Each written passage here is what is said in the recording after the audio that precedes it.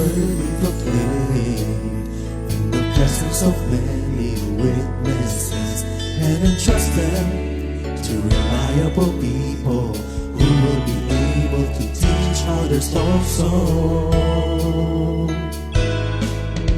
Take the teachings you heard me proclaim in the presence of many witnesses, and entrust them to reliable people who will be able to teach others also.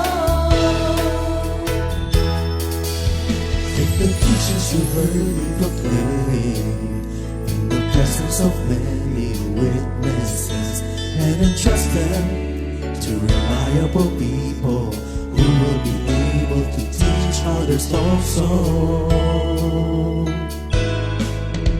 Take the teachings you heard me proclaim in the presence of many witnesses, and entrust them to reliable people who will be able to teach others also. 2 Timothy 2:2. Hallelujah, 2 Timothy 2:2. Praise the Lord. 2 Timothy 2:2. You and me, let us proclaim the gospel. 2 Timothy 2:2. Hallelujah. 2 Timothy 2:2. Praise the Lord. 2 Timothy 2:2. You and me, Let us proclaim the gospel of Jesus Christ.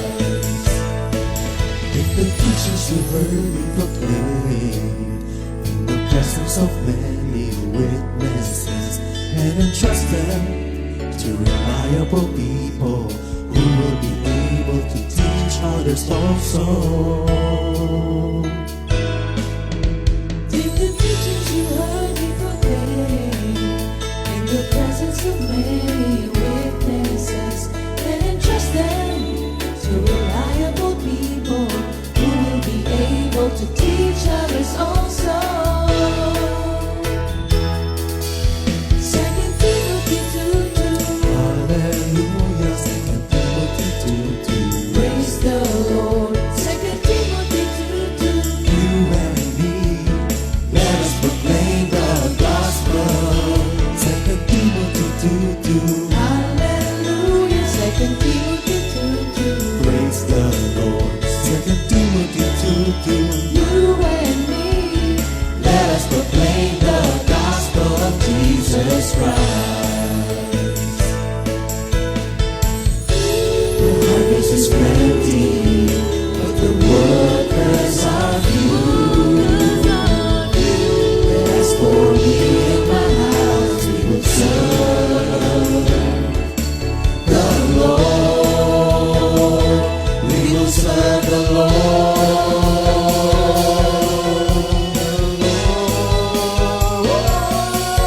2 Timothy 2:2.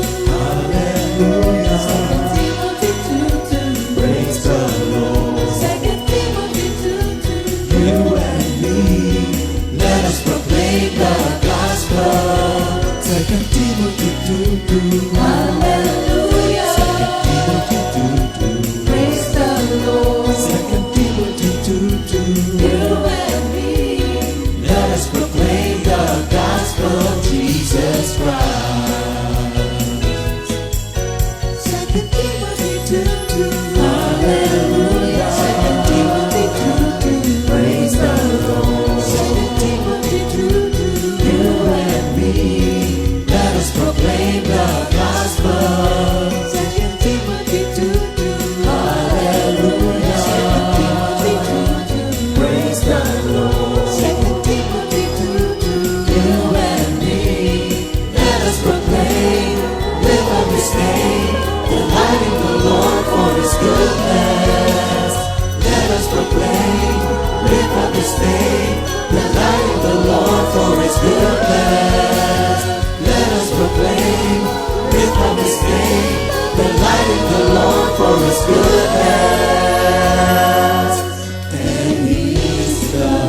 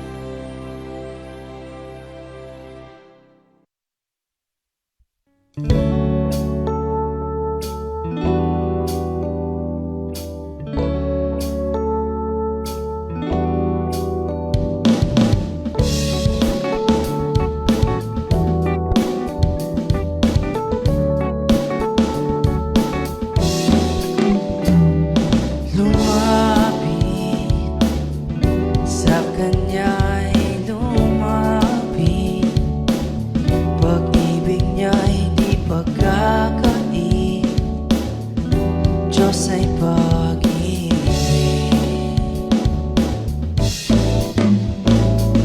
Lumapit sa Kanya'y lumapit, pag-ibig niya di pagkakait.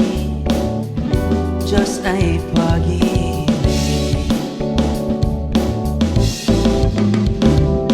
Problema mo'y ialay, sarili kalimutan. Huwag ka magduda, manalig ka sa Kanya. Lumapit sa Kanya'y lumapit, pag-ibig niya di pagkakait. Diyos ay pag-ibig. Problema mo'y ialay, sarili kalimutan. Huwag ka magduda, manalig ka sa Kanya.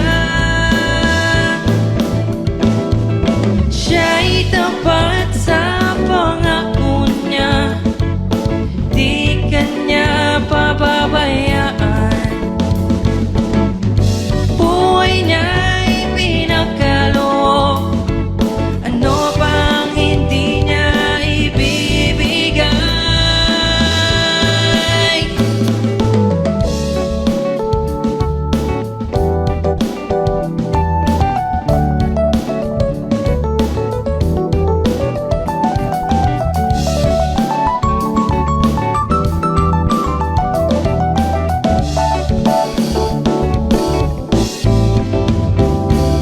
Problema mo'y ialay, sarili kalimutan.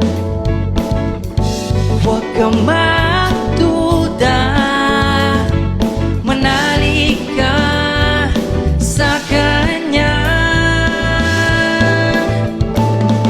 Lumapit sa Kanya'y lumapit, pag-ibig niya'y di pagkakait. Diyos ay pag-ibig.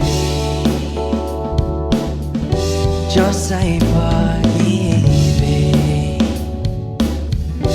Diyos ay pag-ibig.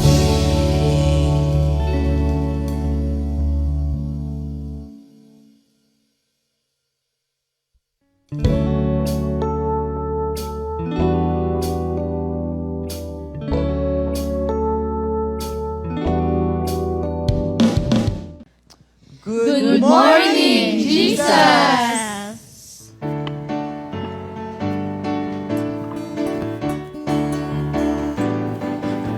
Sa umaga, hanap-hanap ka,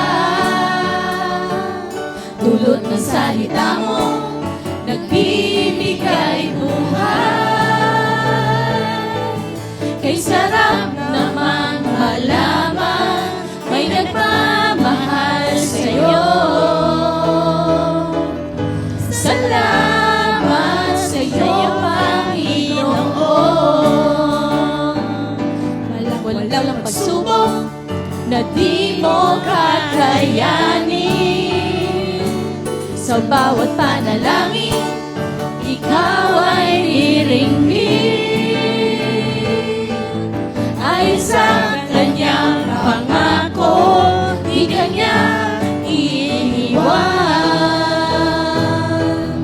Salamat sa'yo, Panginoon. O kay buti mo, Panginoong Jesus,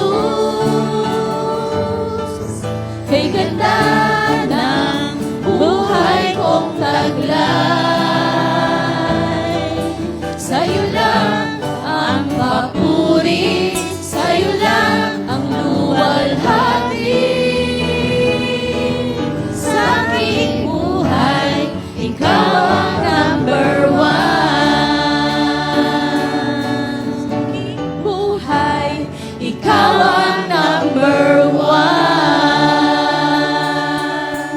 Good morning, Jesus! Good morning, Comfy Family! Welcome to Awit ng Pag-ibig, CSM Edition!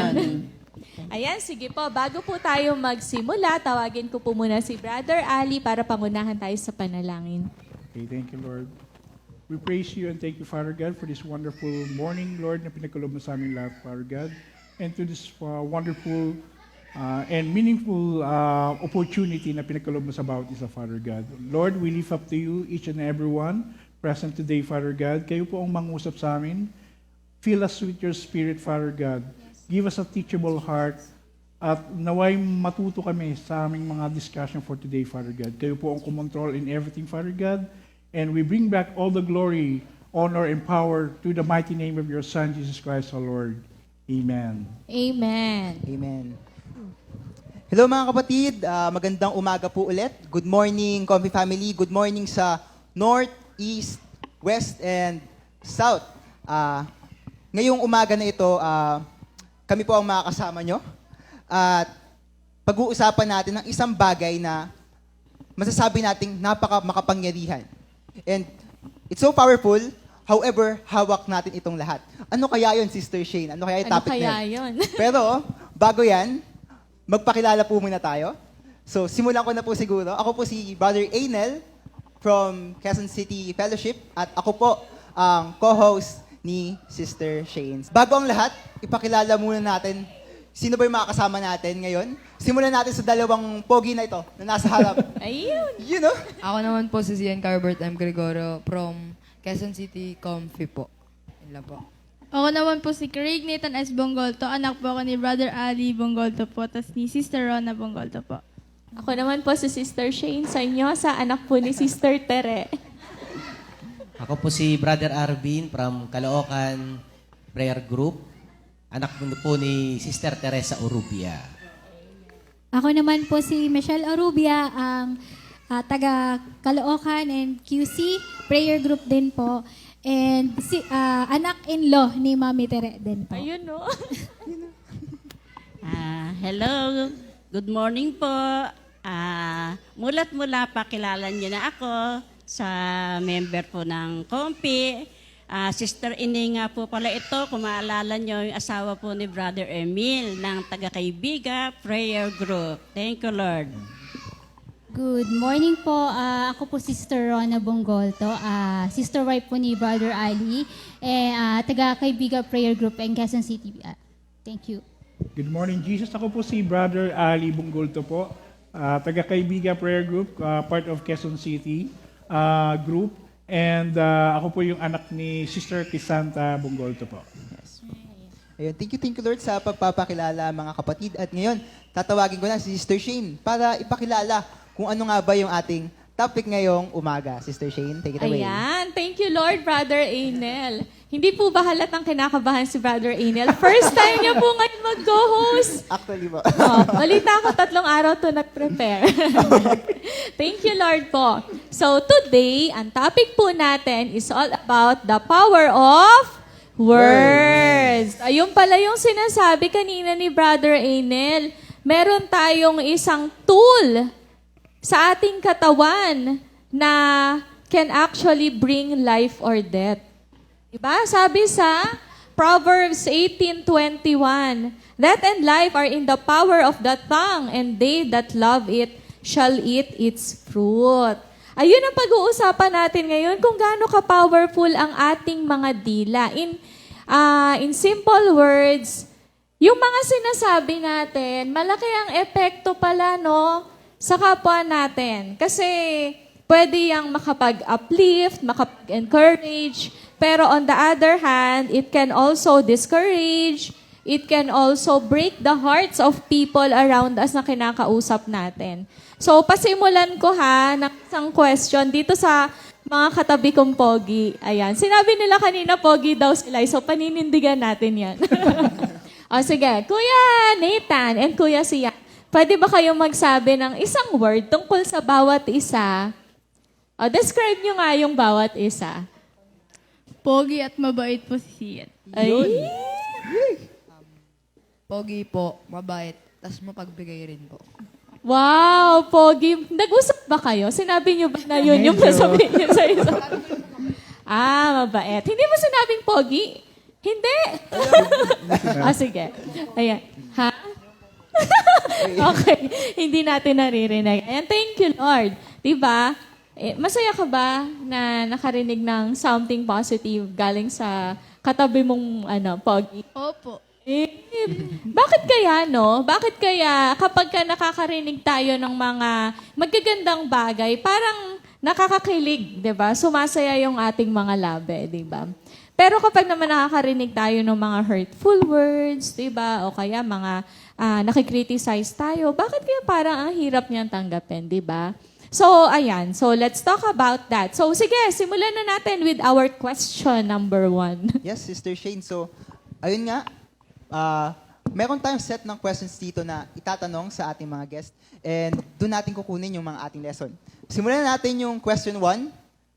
Ang question ay directed kila Nathan, kay Sian, and kay Brother Ali. So the question is, when was the last time someone encouraged you? Or kailan yung huling pagkakataon na someone encouraged you or nakarinig ka ng uplifting words na na-motivate ka and ano yung naramdaman mo? Simulan natin kay Brother Nathan. Actually po, palagi po ako nakakarinig ng mga ganun po. Katulad po sa lola ko po, tas kila mami and daddy po na pagbutihin ko po sa pag-aaral. Pag po nakakarinig po ako ng ganun, mas nagiging porsigido po ako mag-aaral po. Ayun, porsigido. Parang nadadrive ka, no? Opo. Bakit? Bakit ka nadadrive mag-aral kapag ka, naririnig mo yon? May libreng McDo daw. Ayun! Yun. May Opo, libreng ganun din po. Motivating factor po talaga yung McDo para sa Oo. akin. Opo. Ayan. Si Kuya, si Ian Siya kaya. naman. Ako rin po, lagi ko rin po na yung akin naman po na lagi pong sinasabi ng friends ko or family ko po na magtiwala lang po sa sarili. Dahil po, para po mas lumalaki po yung confidence ko sa sarili and kaya ko pong ilabas kung ano po yung makakaya ko po. Kumbaga, Sister Shane, yung kay Brother Sian is parang pag nasasabihan siya ng motivate ng encouraging words, nagkakaroon siya ng confidence. And actually, mahalaga yun, na parang it drives you something, no? It natutulak ka na Correct. gawin kung ano yung mga bagay na dapat mong gawin. Mahalaga yun, confidence. It brings confidence. Good words and positive words bring confidence. Ano naman po kaya kay Brother Ali? Motivation and encouragement. Sa akin po siguro sa later part na, kasi po mula nung nag-asawa po ako, siyempre, parang iba na po yung priorities natin. So, siyempre, most of the time, magkasama ko naman po si Sister Rona at si Nathan. So, bilang mag-asawa po, napakahalaga po yung meron pong nagmo-motivate sa isa't isa. Tulad naming mag-asawa. May mga times po kasi, gaya po nung nabanggit po dati, di ba, may mga times, hindi naman sa married life is purely bed of roses, di ba po, mga kapatid. May mga times po talaga na may mga pagsubok and ang nakaka-motivate doon is yung kaloob sa'yo ng Lord na partner, which is yung sister wife ko, which is I'm very thankful na si sister wife ko ang nakasama ko sa buhay. Siya po yung nagmo-motivate sa akin. Kasi po, ito, share ko lang po, may nagkaroon po kasi kami ng challenges ngayon sa aming tindahan, which talaga pong nag-drop po yung sales namin. Siyempre, tayo po, nababahala tayo doon. Pero ako yung nagpapasalamat sa Panginoon dahil si Sister Rona, siya yung nagmo-motivate. Hindi, kaya natin yan. Sige, laban lang. Yun po yung nagiging encouraging factor ko po. Kaya, very important rin po talaga yung sa pagmo-motivate po kasi nagkakaroon po tayo ng mas clear vision, nagkakaroon tayo ng mas magandang objective tsaka goals, nasa-set yung goals natin. Unlike po kasi pag, di ba, most of the time kasi sa mag-asawa, diyan ka kasi magaling, di ba? Parang mga mag-asawa, minsan yung pa yung nagda-down kasi i-share ko lang po konti yung Ganyan yan lagi yung sila nanay at Ikaw, nanay Owen. tatay. Siyempre kami mga anak, minsan na-observe namin yung mga parents namin. So may mga times talaga na siyempre pag nagtatalo sa, ikaw kasi, yung parang ganon, which hindi ko naman po dinadown yung parents ko, pero siguro po dumadating po yung yung times talaga na, di ba, Brother Arvin, na talagang nagkakaroon ng disagreement. Pero beyond that, napakaganda po talaga kung tayong, lalo po sa buhay mag-asawa, sa mga youth, is matuto po tayong mag-encourage at mag-motivate. Yun po, yun lamang po. Ayan, thank you Lord. Salamat sa sharing, no, Kuya Ali. Nakakatuwa kapag yung mga tao sa paligid natin, yung mga lagi nating kausap, ang positive words, yung naririnig natin. Ano? Parang ang gaan lang ng buhay. Pero kasi kapag yung mga kasama natin, bawa ako sa opisina, pagkahalimbawa, reklamo dito, reklamo dyan. Parang parang minsan gusto mong takpan lang yung tenga mo.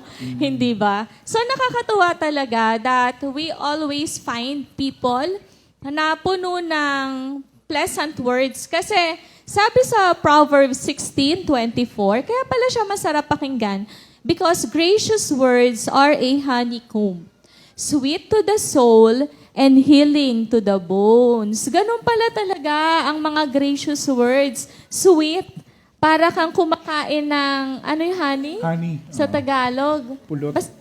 Pulot-pukyutan. Pulot-pukyutan, di ba? And healing to the bones. Di ba kapag minsan meron tayong dinadalang mga bagabag sa buhay natin, di ba? Katulad yung last week na episode natin, ang daming bagabag, hindi ba? Pero, kapag nagkaroon ka ng kaibigan na makikinig sa'yo, pagkatapos, bibigyan ka niya ng word of God, di ba? Or mga advice na nakaka-encourage sa'yo para magpatuloy doon sa ginagawa mo, it's something that really encourages us. Nagpapalakas sa atin, no? Dagdagan ko na lang din po yung sinabi, Sister Shane, no? Doon kasi sa Colossians 4:6, no? Ang sabi dito, let your speech always be gracious, seasoned with salt, so that you may know how you ought to answer each person. Ayun nga, katulad nga na nasabi kanina, let sweet words come from our mouth. If you only let gracious words come from within us, we will deliver good health, not just for ourselves, but also to the people. Na, yes, may bodily effect talaga siya. Tulad nga sinasabi ni Brother Sian kanina, it brings confidence and talaga naapektuhan yung body natin, soul natin. Talaga. Parang may positive effect talaga siya sa atin. Ayun po yung aking input doon. I think yan din yung reason kaya sinabi dun sa Hebrews 10:24-25, di ba? Sabi doon, let us consider how we may encourage one another and to love and to do one another to love and to do good deeds, not forsaking our meeting together, as is the habit of some, but encouraging one another, and all the more as you see the day approaching. Yung pala talagang isa sa kahalagahan, no? Kung bakit importante na lagi bakit importante may prayer meeting, importante merong Bible study, may fellowship, kasi nakakarinig tayo ng mga words na nakaka-encourage talaga. Especially kasi mga salita ng Diyos yung naririnig natin. Diba? Speaking of words, words din ang pagpuri sa Diyos, kaya tatawagin ko na yung unang mag-share ng kanilang awit ngayong umaga. Tawagin natin ang Bongolto family.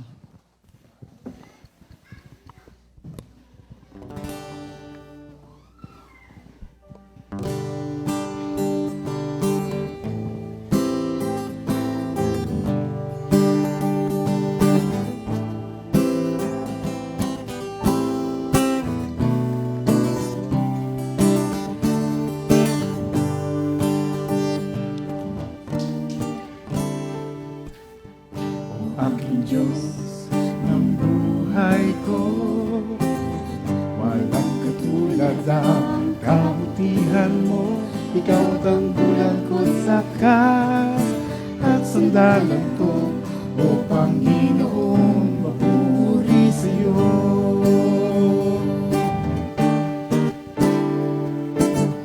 O aking Diyos ng buhay ko,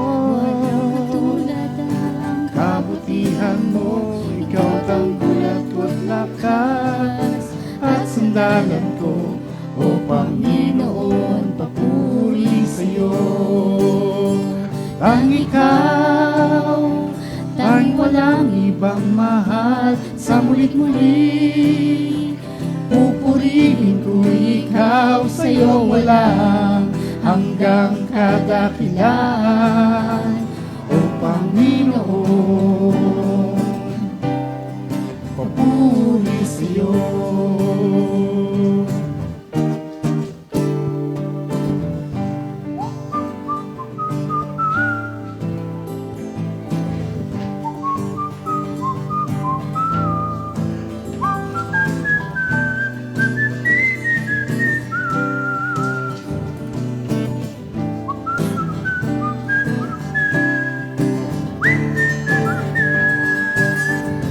Ang ikaw, tang walang ibang mahal sa mulit-muli.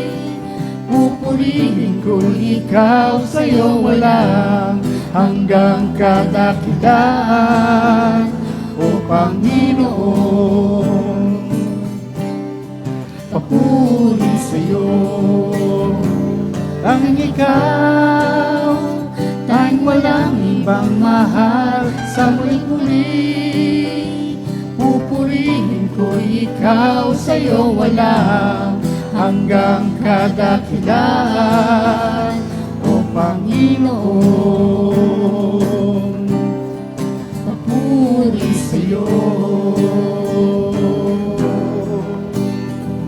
O Panginoon, papuri sa'yo. O Panginoon,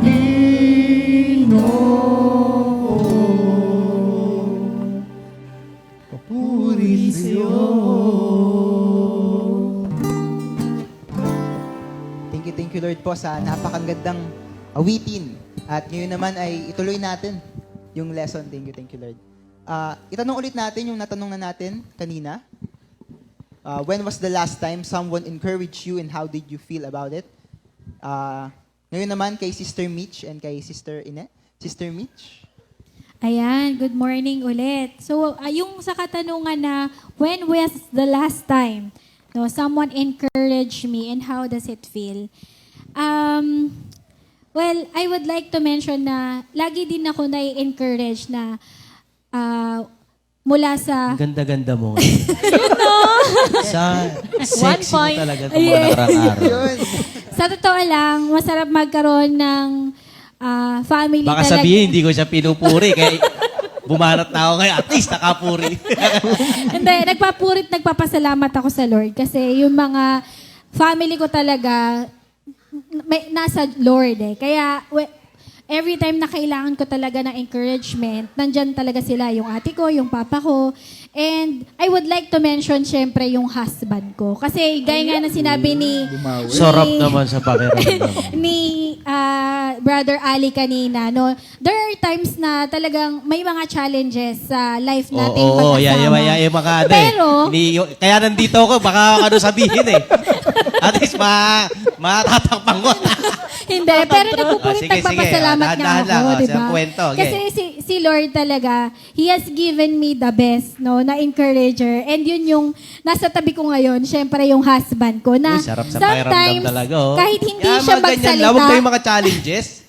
kahit hindi siya magsalita, talagang na-encourage ako. You know what? Kasi I know na binigay ako ng Lord, no, sa tamang tao, sa the best na tao, which is yung husband ko, no, si Arvin. Kaya nagpapasalamat Parang ako kahapon sa lang Lord. sabi mo sa akin, umayos ka nga! Hindi ka pa rin ba magbabago? Kasasabi mo lang no kahapon. Hindi. Grabe kayo. Hindi, alam mo, Han. Hindi, joke lang. Ayun. Then, talagang si Lord kasi, syempre, we always compliment yung binibigay ng Lord sa atin. And si Lord, di ba, hindi naman tayo bibigay sa hindi talaga tayo para sa taong yun eh. And I'm very grateful na ikaw yung binigay ng Lord sa akin, na kahit ano man yung challenges na harapin natin, masaya man o malungkot, no? May mga hindi man pagkakaunawaan, pero we're still at the end of the day, no? Nandyan ikaw, tayong dalawa, to encourage one another. And yun yung pinagpapasalamat ko sa Lord, na talagang iba yung encouragement. Kasi syempre, sabi nga ni Brother Ali kanina, madalas kasama na lang natin yung spouses natin, di ba? Well, syempre, mga friends natin sa office mates, hindi na sila ganun ka-visible sa life natin somehow. Pero yung presence pa lang ng wife natin, ng husband natin, is actually an encouragement na to us na kahit hindi sila magsalita, the fact na sila yung binigay ng Lord sa atin, sa buhay natin, isang napakalaking encouragement na yon na maging isang person ka na that God wants you to be. Yon. So, ayun. Thank you kay Lord kasi ganun, ayun yung thinking na binigay ng Lord sa akin na the best encouragement na meron ako ngayon is yung husband ko na every time may mga challenges, nandyan kami to encourage one another. Ayun. Ayan, thank you, Lord. Tsaka, Very good. Ayan. Brother Encourage po si Brother Arvin. Okay. Ayun, gusto ko lang din i-point out na minsan kasi yung encouragement, hindi lang din siya yung words. Yes. Although, syempre, yung words natin, yan yung primary way natin para mag-encourage. Pero minsan, di ba, isang ganyan lang, oh. Isang tapik, isang yakap, isang kindat, di ba? It's something that already uplifts our spirit. And it's something that really, parang nagsasabi sa atin na you're doing it right. Yung pandilata ka na mata, Brother Ay, Arvin. iba yun. Yan ang magandang Magandang encouragement. encouragement. Pag di nagawa, sama na ng damo. Oo, pag gumalan, diba? Joke lang. Okay, so thank you, Lord, Sister Mitch. Sister Inay kaya. Naku, malaking katatungan sa akin to, Sister Jane. Magandang umaga nga po pala sa inyo. Ako kay Sister Mitch. Talagang ang buhay natin na nasa Panginoon na tayo. Ako, kakaiba ako, Sister Mitch. Hindi ako ganyan kasi Brother Arvin, si Kuya Emel mo ang talagang totaling nagmahal sa akin ng gusto. Tapos lahat ng favor, ginagawa niya. Lahat talaga ng sacrifice ng isang lalaki para sa minamahal niyang asawa. Ginawa niya talaga yun. Kitang-kita nga po namin talaga yun. Through the years. Opo. Ang nangyari sa akin, Sister Mitch, Sister Shane, siya yung gumagawa ng mga bagay na yon para sa akin bilang isang asawa. Ako yung parang malaki ulo ba na kaya ko tong kaya ito. Yung mga pananalita natin, yung topic natin na power of words, hindi basta-basta yung tanong na yon. Pinag-aralan ko yung umpisa pa ng Sabado, nung linggo ng fellowship, Sister Shane. Iniisip ko na yun Sabi ko, ang dami-dami naming member sa Quezon City. Bakit kaya akong nakita ni Sister Shane? Yung pala may purpose ang Lord. Yeah. Tapos, Sister Mitch, ako natutuwa sa nakakapakinig ng kapwa babae ko. Yung pagmamahal nila sa asawa, yung ginagawa nila na ganon-ganon. Sa kabila nung minsan, Brother Arvin, na kayo minsan, yung pagdidisiplina nyo bilang isang hahawak sa pamilya, ako hindi ko yung kaya noon, Brother Arvin. Kumbaga sa salitang masungit, tapos yung parang mataas ang ere, nare-realize ko ngayon lahat yon, Sister Shane.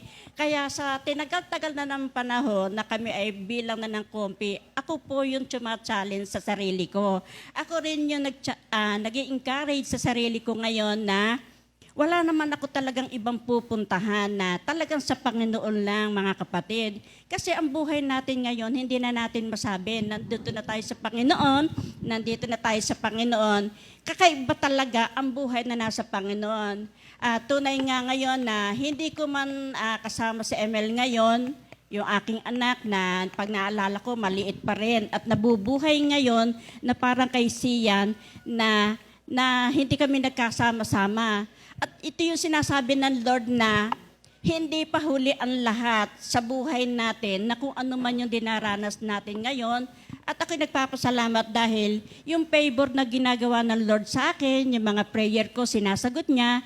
At ngayon nga ay si Sian ay nakakasama ko na. Sa totoo lang mga kapatid, talagang alalang-alala si Sian na, Lola, anong gagawin ko doon? Ano ang sasabihin ko doon? Paano ba yun, Lola? Hindi siya makatulog. Talagang iniisip na yung Brother Arvin.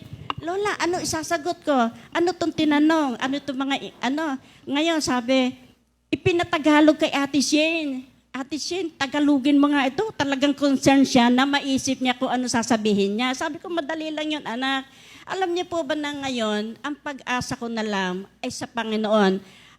Ngayon masasabi ko rin mga kapatid na sa edad ko po na 63, sabi ko, isinama ko ni Sister Shane doon sa mga teenager pa namin na ngayon ay kasama ko. Namumukod tangi yata akong senior na nandito. Iyon po yung nakita ko na hindi pa huli ang lahat para ako ay magamit ngayon para masabi ko sa buhay ko na hindi po pala baliwala itong ginagawa natin sa pagpapahayag ng salita. Kung meron man tayong naging kakulangan noong mga panahon na lumipas, nandyan ang Lord sa tabi natin. Hindi niya talaga tayo hahayaan na bumagsak o mawalan ng pag-asa. Kasi nakikita ko sa apo ko na binigyan ako ng isang apo na ganito. Ano sabi ni Nathan? Pogi raw sila. O, pogi naman, di ba? Amen. Pabor ba kayo doon? At hindi lang pabor. Hindi naman nila inaano na talagang sila'y pogi. Kundi nakikita ko yung kababaan loob ng apo ko, yung pagsunod niya. At siyempre sa mga apo, sa mga anak, minsan pag pinagsasabihan natin, minsan nangangatwiran, pero nandun yung pagsunod, lalo na nakakapakinig din ng salita ng Panginoon. Kaya ako nagpapasalamat dahil yung pagtsatsaga ng Lord sa akin na hanggang ngayon, nandito pa rin kami. At saka yung pagmamahal ng mga kumari ko, ng mga kasister na hindi talaga nila ako iniwanan. Kaya sabi ko nga ho doon sa apo ko, alam mo anak, gawin lang natin yung kalooban ng Panginoon. Kasi sabi niya, Lola, hindi ako marunong kumanta. Paano tayong kakanta? Ngayon nung nagpa-practice kami kagabi sa lamesa namin sa kusina, hindi nga kami magkatono ng hindi kami talagang magkatono, Brother Ali, ng kanta. Pero alam mo kako, huwag ka mawalan pag-asa, tutulungan tayo ni Lord, Sister C. Talagang nagpupuri talaga at nagpapasalamat sa Panginoon ngayon na nakasama ako sa ganito. At ngayong umaga na ito sa Good Morning Jesus. Kaya maraming pong salamat sa inyong lahat. Thank you, Lord. Thank you, Lord, Sister. Ang pag-aaral kasi tungkol sa paano mo nga ba gagamitin yung tongue mo. Diba? It applies sa lahat ng ages. Diba? Sa mga kabataan, sa mga middle age, diba? Pati sa mga senior. Lahat kasi tayo kailangan matutunan natin na gamitin ang ating mga dila, ang ating words sa tama. Yan din naman talaga yung nakalagay sa Bible, di ba? Kasi napaka-powerful nga ng tongue, hindi ba? So, thank you Lord sa pagtugon po sa paanyaya. Ayan, at dahil dyan, pwede po ba namin kayong hinga ng isang awitin? Opo naman. Sabayan nyo rin.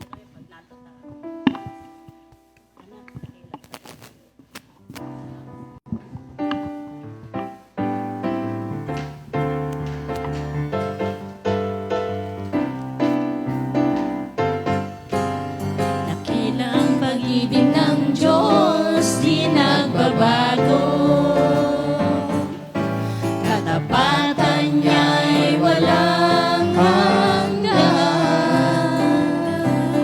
Tuwing umaga'y ito'y bago, laging bago. Dakilang pag-ibig ng Diyos di nagbabago. Dakilang pag-ibig ng Diyos di nagbabago. Katapatan niya'y walang hanggan.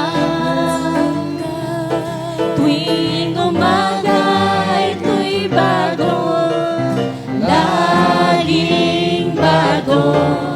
Dakilang pag-ibig ng Diyos di nagbabago.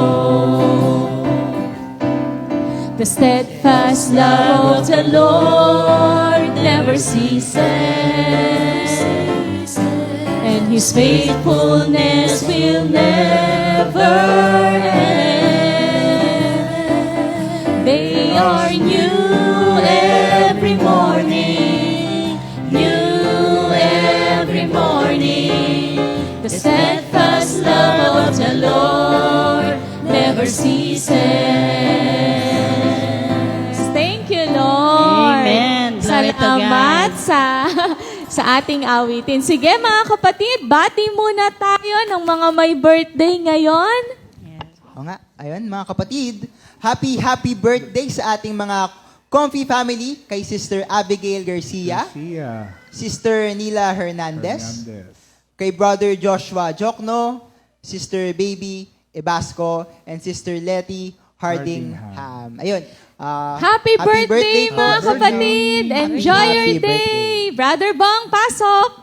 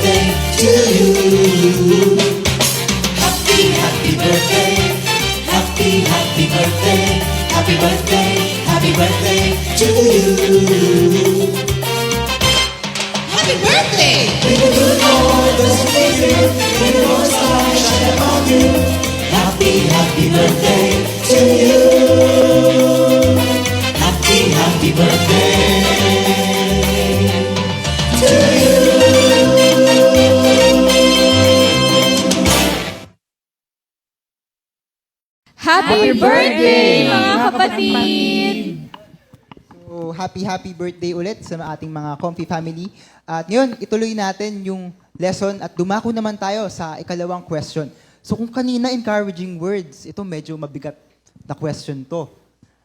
Nakanasan mo na bang makarinig ng mga masasakit na salita? At paano mo ito tinanggap? Ang question na ito ay para kina Brother Arvin at kay Sister Rona. Let's start with Brother Arvin. Brother Arvin. Yan. Good morning po mga kapatid. Magandang umaga po. Sa tanong na yon, usapang words, yung mga naririnig mo o sinasabi sa'yo o sinasabi mo sa iba. Yung about dyan sa masasakit na salita,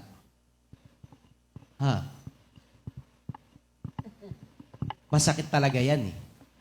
Masakit talaga makatanggap ng masasakit na salita. Mga kapatid, isa din kasi sa ginagawa ko sa buhay, nag-upload po ako ng mga video sa internet. Sa internet, marami talaga dyang basher, hater, gano'n. So maganda, sakto sa akin yung tanong kasi napakadami ko niyan. Sa buhay, kahit anong gawin natin, kahit anong trabaho mo, mapapastor ka, mapa-manager ka, mapa-vlogger ka, o kahit pari ka, kahit na politiko ka, kahit anong gawin mo sa buhay, kung ang ginagawa mo talagang pinaninindigan mo, may masasabi sa'yo ang ibang tao. Meron talaga nun. Tignan nyo na nga lang yung buhay ng ating Panginoon ni si Jesus Christ. Kung sa padamihan lang ng basher at patindihan ng basher siguro o mga masasakit na salita lang, garantisado, number 1 si Jesus Christ sa persecution about sa mga masasakit na salita. Hindi nga lang salita. May sakit talaga ng physical. Imagine nyo na lang kayo si Jesus Christ nung time niya na sinasabihan ng mga hindi magagandang salita. Ganon din kahirap talaga yon. It's not about gaano ka painful yung mga salitang maririnig mo. It's about gaano ka kaseryoso sa mga ginagawa mo. At doon lang tayo mag-focus. Masakit talaga masabihan ng hindi maganda. Hanggang matutunan mo na lang na sino ba sila para magsalita sa'yo ng hindi maganda? Sa dulo na lang tayo maghusgahan, which is yung judgment day. Lahat ng tao sa paligid natin mapanghusga. At doon ang gagaling yung mga painful na mga hurtful words. Karamihan ng masakit na salitang maririnig natin, galing sa mga taong hindi naman talaga concerned sa'yo. Karamihan ng mga salitang masasakit na maririnig mo, hindi galing sa mga mahal mo sa buhay o taong concerned ka. Lagi yon, galing yun sa mga taong ayaw sa'yo. Kapag na-realize mo yun, wala ka nang paki sa mga masasakit na salita. They do it kasi threat ka sa kanila or nasisira yung kanilang mga pinaniniwalaan din. And na-realize ko rin sa buhay ko, kahit gaano kadaming masasakit na salitang marinig mo, matatalo yon ng mga ilang pirasong magagandang salita. Papaliwanag ko. Sa buhay ko, meron 3 taong hindi ko makakalimutang pumuri sa akin. Isa dyan, yung nanay ko. Sa lahat ng maling nagawa ko, mga kasakitan ng ulong binigay ko sa nanay ko, ang lagi niya lang sinasabi sa akin, magaling ka naman anak, mabait ka naman. Bakit ganyan? Yun ang kanyang mga sinasabi sa akin, hindi yung napakasiraul mo talaga, napakawalang iya mo. Ganyan ginagawa mo. Hindi yun ang sinasabi ng nanay ko. Sinasabi ng nanay ko, anak, magaling ka naman pag tinutukan mo, pag sineryoso mo, kaya mo naman. Gumagana sa akin yun. Pangalawa, yung teacher ko nung high school, si Ma'am Tejada, pero pumanaw na siya. One time, mag-apply na ako ng mga exam sa mga college. Hindi ko alam na matalino ako. Hindi ako top lagi. Pero itong teacher ko na to, math teacher ko, one afternoon, nagpaalam ako sa kanya. Sabi ko, teacher, ma'am, bukas absent ako kasi mag-exam ako sa UST. Sabi niya, wow, UST. Sabi ko, ma'am, mag-exam lang ako doon kasi yung mga barkada ko mag-exam din eh. Sasama lang ako. Tapos sabi niya sa akin, ano ka ba? Kaya mo yan. Galing-galing mo eh. Tali-talino mo eh. Para sa akin, talaga? Okay. Hindi ko lang yung pinapansin. Pangatlong puri na hindi ko makakalimutan. Mga 10 years ago, pinatawag dito sa church natin yung lahat ng banda sa lahat ng area. Pinatawag lahat ng banda. Banda sa East, banda sa Bulacan, lahat ng banda. Pinatugtog dyan isa-isa. Pinatugtog. Sa harapan.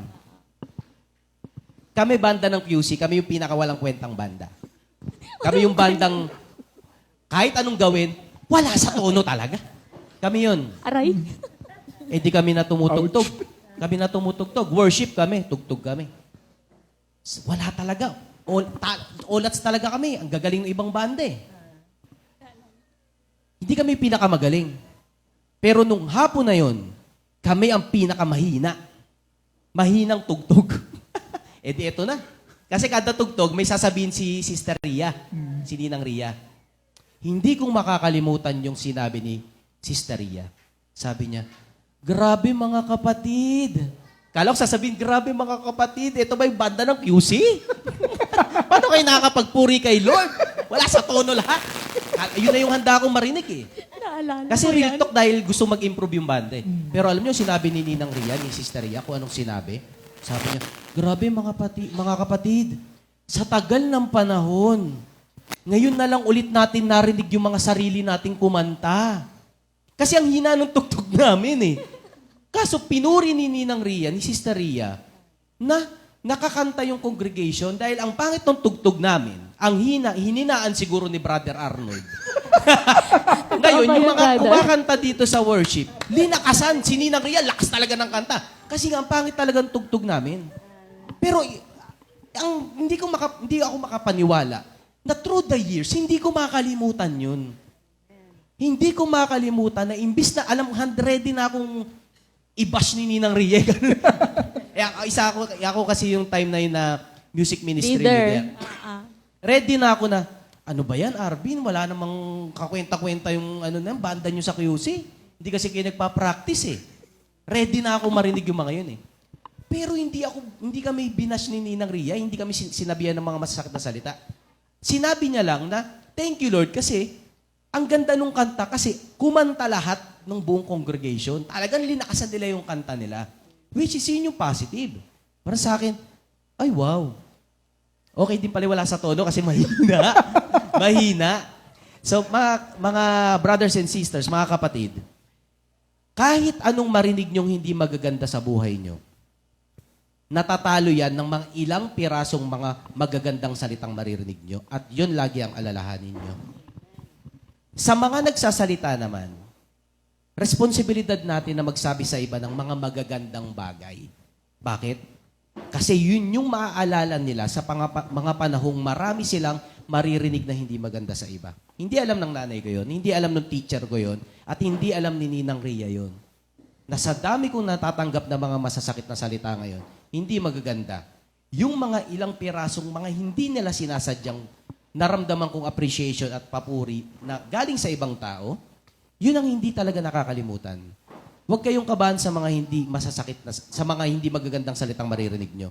Nakakalimutan yan. Naturally, kinakalimutan ng utak mo yan kasi painful eh. Pero yung mga magagandang narinig mo, pilitin mong hindi makalimutan yun kasi it will sustain you. Kung naniniwala kayo sa pinaniniwalaan nyo, sa Diyos natin, makakarinig kayo ng hindi magaganda. Never nyong sabihin o gawin sa buhay nyo na hindi na lang ako magsasalita, hindi na lang ako magpapakita ng pinaniniwalaan ko kasi baka may hindi sila magandang sabihin sa akin. Si Jesus Christ hindi ganun. Si Jesus Christ nanindigan kung anong dapat niyang gawin at anong dapat niyang sabihin. Kahit na alam niyang ibabash siya. Bakit tayo hindi? Huwag kayong mag-alala, brothers and sisters. Ang judgment sa dulo. Yung judgment na natatamasa natin ngayon, judgment ng tao yun eh. Kahit na husgahan ka nila ngayon, kaya mo ginagawa yan kasi gusto mo tumas yung sahod mo. Kaya mo ginagawa yan kasi gusto mo maging top 1. Kaya mo ginagawa yan kasi gusto mo maging sikat. Judgment ng tao yun. Hanggat ikaw alam mo sa sarili mo na ginagawa mo yan dahil sa kabutihan at dahil sa ibang tao, walang kwenta yung mga hater na yan, yung mga masasakit na salita. At huwag kayong mag-alala. Makakalimutan nyo rin yung mga masasakit na salita. Ang maiiwan dyan, yung mga konting appreciation mula sa ibang tao. Tulad nung sa buhay ko, sa nanay ko, sa teacher ko, at kay Sister Ria na hindi na nila natatandaan na sinabi nila yun sa akin. Pero hanggang ngayon, hindi ko yung makakalimutan. So, anong responsibilidad natin? Maging Sister Rita tayo sa buhay ng iba. Kilala niyo si Sister Rita ng kaibiga? Yan ang pinaka malupit mamuri ng iba. Pero yan din ang pinaka malupit manglait ng iba. Kasi sobra siyang truthful. Pero pag pinuri ka niyan, sagad sa puri. Pero pag linait ka niya, sagad sa lait. Ibig sabihin, huwag tayong matakot kung anong gusto mo sabihin. Purihin mo kung purihin mo. Pogi, mabait. Huwag kayong makabahan.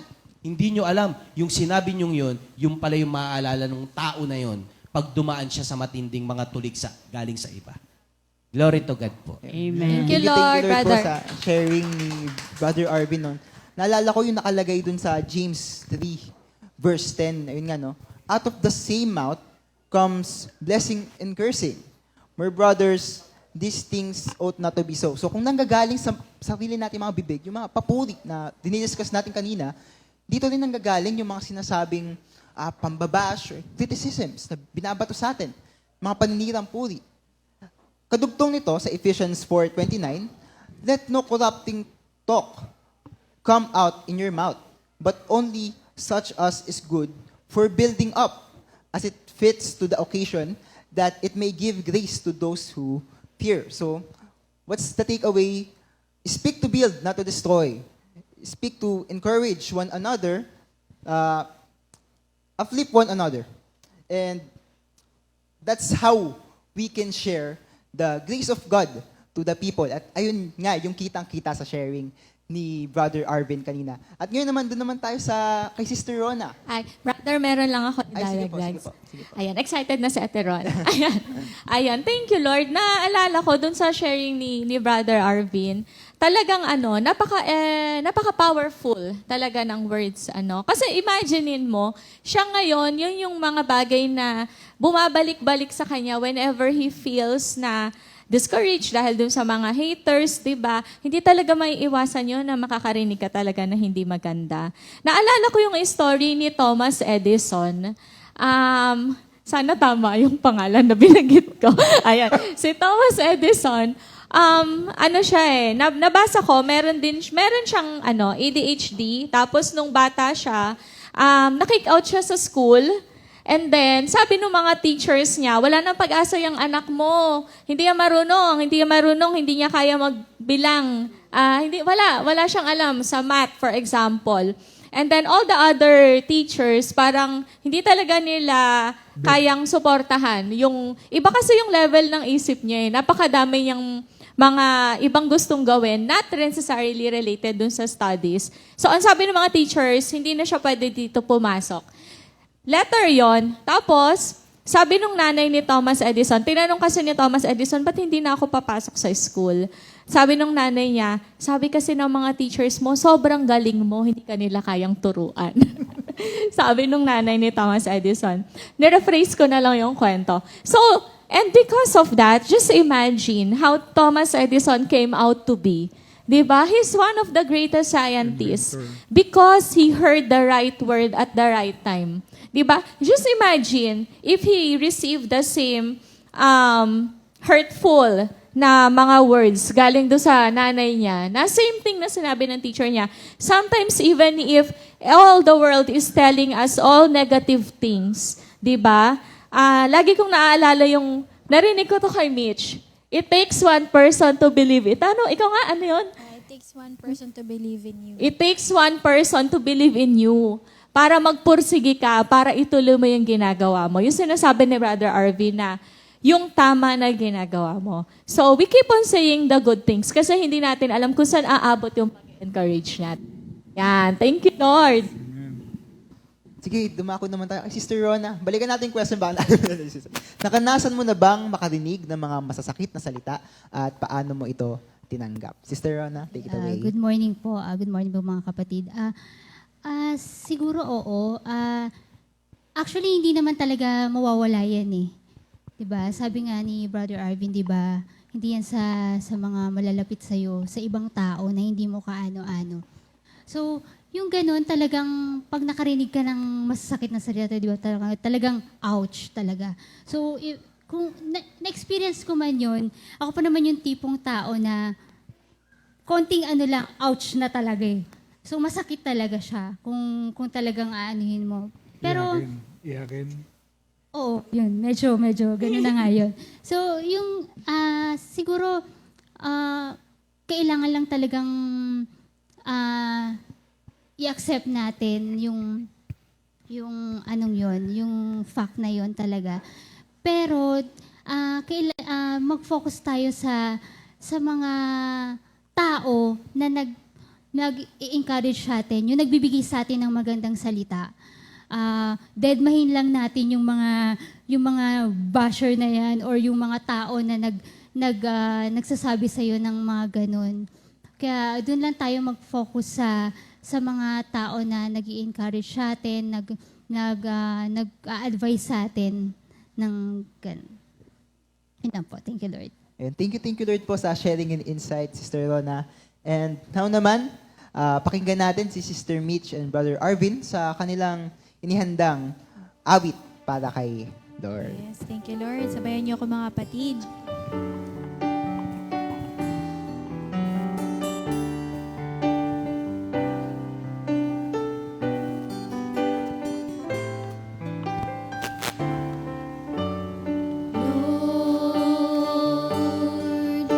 We worship you with all my heart.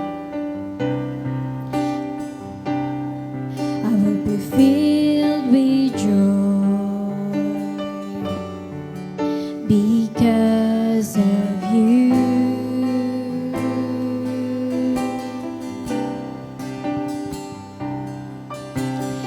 Lord, I want to thank you for the marvelous things you've done. Your love, your name reigns forever.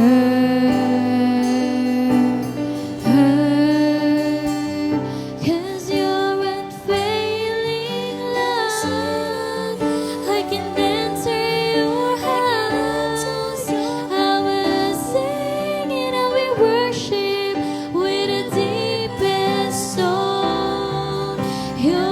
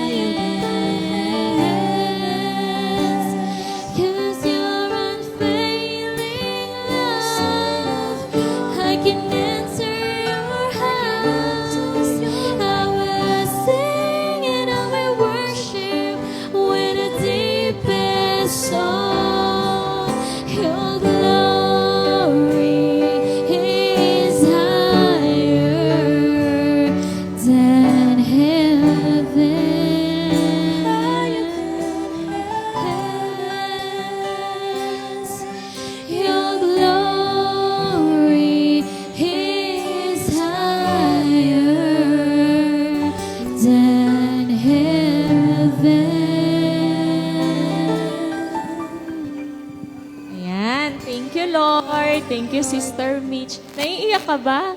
Galing ko Thank you, Lord. Ulitin mo nga, isa pa. How encouraging. Ayan, tama yan. Lagi tayo dapat nag-encourage at iiwasan natin yung mga nakakasakit. So, i-recap ko lang yung topic natin no, for today. So, the power of words. Gaano nga ba ka-powerful ang salita? According to study, people speak about 16,000 words per day. Nakaka-16,000 words pa lang isang average person. And kapag nagko-converse tayo, nakaka-150 words per minute. Parang feeling ko more than 150 pa ako per minute. So we are actually created to communicate. Lahat tayo, meron tayong something to say. Pero minsan mas maganda na sa isip na, sasalain natin talaga. Ano? Yung sasabihin natin. Kasi, again, our tongue is a very powerful tool. Sabi sa Proverbs 18:21, death and life are in the power of the tongue. They that love it shall eat its fruit. Meron ako nabasang quotation. Sabi doon, the tongue has no bones, but it is strong enough to break a heart. Totoo naman. Ano? It is very strong. So, on the other hand, ang tongue din can bring inspiration and hope and encouragement just when we need it, when spoken at the right thing at the right time. The right thing at the right time. So, here are some guidelines. How do we speak? Okay, pinakauna, think before you speak. Sabihin nga natin, sa katabi natin, think before you speak. Think before you speak. It's easy to say bad and hurtful words, especially kapag galit tayo, masama ang loob, frustrated, diba? Napakadali. And parang normal sa tao, diba? Na mag-express agad ng nararamdaman niya. Pero anong nangyayari kapag nasabi mo na yung gusto mo sabihin? Maya-maya, minsan naiisip natin, naku, mali. Dapat hindi ko sinabi yon. Kasi di ba nga, kapag ang isang salita, nasabi mo na yan, ang hirap ng bawiin. Kahit sabihin mo pa, naku, sorry, dapat hindi ko sinabi yon. Di ba? Hindi na kasi control Z. Wala namang control Z. Hindi natin siya pwedeng i-undo. Sabi sa James 1:19, understand this, my dear brothers and sisters. You must all be quick to listen, slow to speak, and slow to get angry. This is very challenging. Napaka-challenging niya talaga para sa bawat isa sa atin.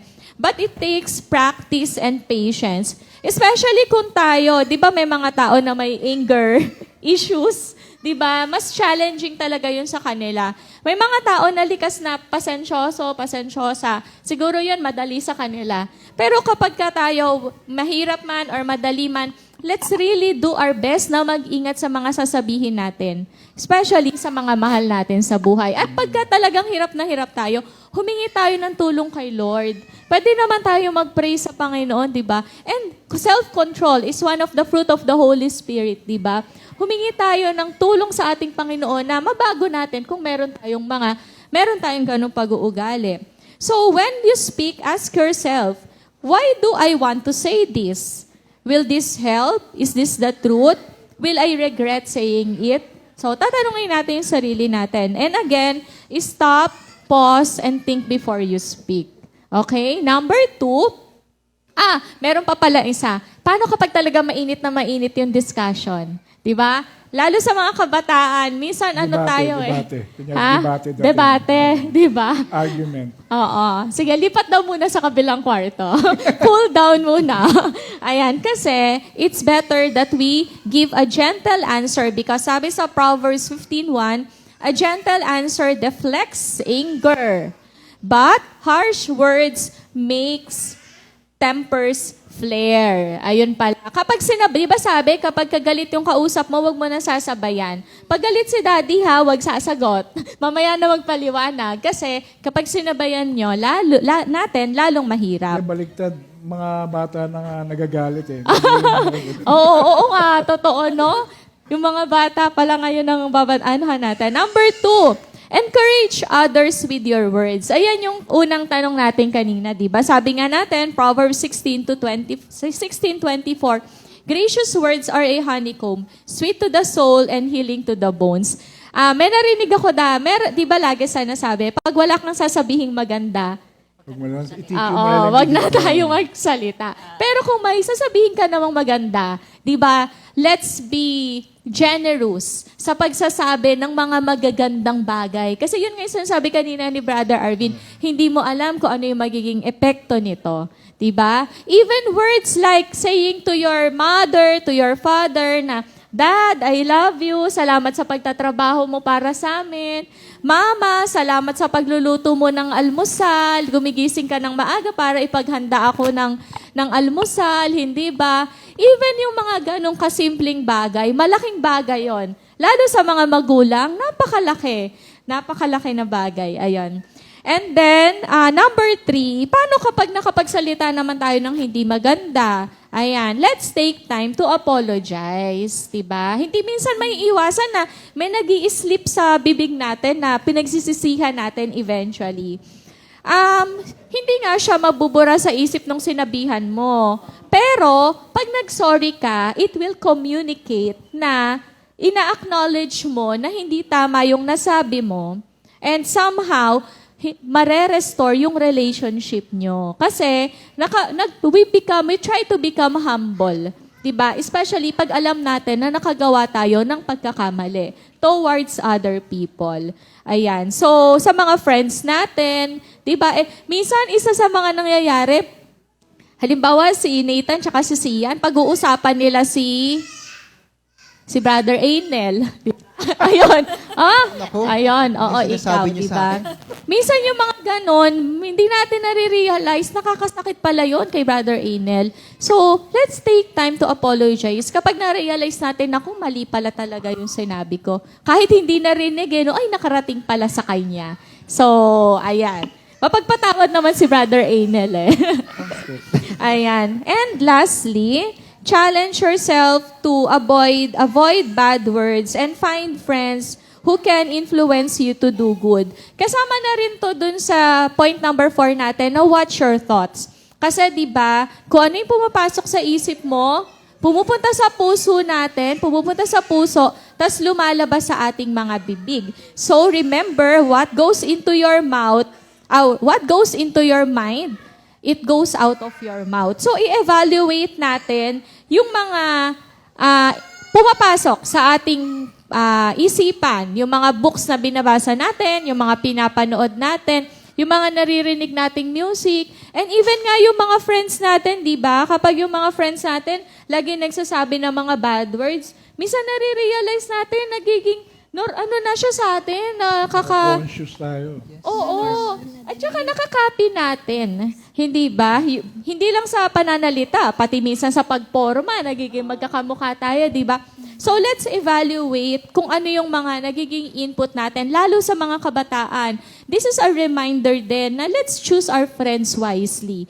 Kasi sabi nga, di ba, who our friends are, tell me who your friends are and I will tell you who you are.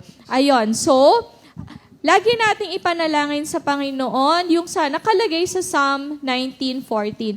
May the words of my mouth and the meditation of my heart be pleasing to you, O Lord, my rock and my redeemer. So, ayun po mga kapatid. Again, your words have power. The question is, how will you use it? Thank you, Lord. Sige po. So, let's close in prayer. Ayan. Thank you, Father. Salamat po, Panginoon, sa kabutihan mo, sa pagmamahal, sa pag-iingat sa amin sa araw-araw. Thank you, Lord, sa pagpapaalala, Lord, na gamitin namin ang aming mga dila sa tama, Panginoon. You are guiding us always. You are guiding our words para maging kapaki-pakinabang at maging encouraging sa mga makakarinig. Salamat po, Panginoon, and lagi po naming panalangin na Ikaw ang laging mag-guide sa aming thoughts, words, actions, and everything, Lord, para maging kapuri, para mabigyan namin Ikaw ng papuri, parangal, at pasasalamat sa lahat ng oras. Napakabuti niyo po, Lord. Thank you so much.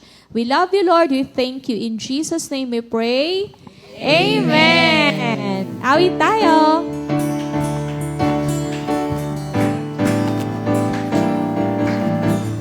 Ang salita mo, Panginoon, ay napakahalaga.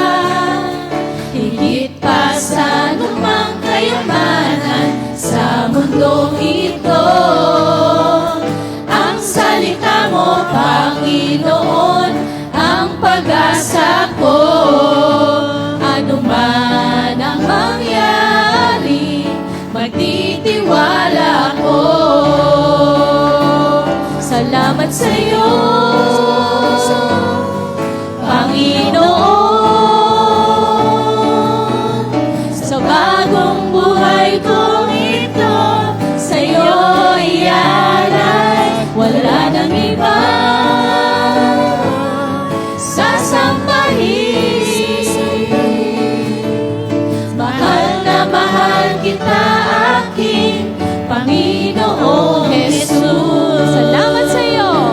Salamat sa iyo. Salamat sa iyo, Panginoon. Sa bagong buhay kong ito, sa iyo iaalay. Wala nang iba. Wala nang iba sasambahin. Mahal na mahal kita, aking Panginoong Jesus. Mahal na mahal kita, aking Panginoong Jesus. Thank you, Lord. Salamat po. See you next week. 2 Timothy 2:2